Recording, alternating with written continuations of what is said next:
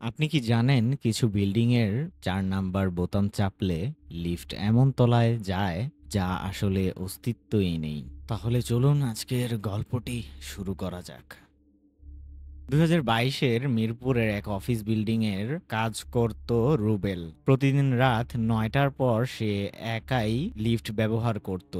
এক রাতে সে ভুলে ৪ নাম্বার বোতাম চেপে ফেলে, কিন্তু আশ্চর্যজনকভাবে লিফট থামলো না, বরং ধীরে ধীরে একটা অচেনা ফ্লোরে খুলে গেল দরজা। সামনে আধা জ্বলা আলো, ধুলো মাখা করিডোর আর দেয়ালে পুরনো অফিস টেবিলগুলো। রুবেল হাঁটতে হাঁটতে কোনায় দেখলো একজন মহিলা পুরনো টাইপরাইটারে কিছু লিখছে।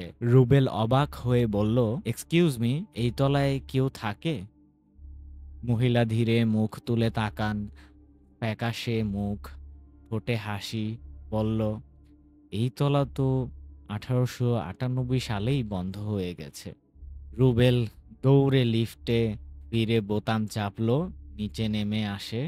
পরের দিন সকালে সে বিল্ডিংয়ের পুরনো স্টাফদের জিজ্ঞেস করলে তারা বলে, হ্যাঁ, ১৮৯৮ সালে ওই তালায় আগুন লেগেছিল, একজন টাইপিস্ট মারা গিয়েছিলেন।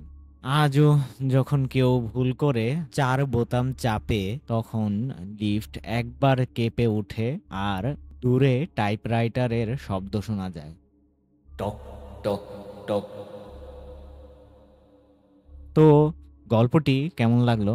আশা করছি ভালো লেগেছে কারো, আবার কারো একটু ভয়ও লেগেছে। জলদি সাবস্ক্রাইব করে ফেলো আমার এই চ্যানেলটা। সাবস্ক্রাইব করে বেল বাটন অন করে ফেলো। আজকের মতো আমি চললাম। বিদায়। টাটা। আল্লাহ হাফেজ।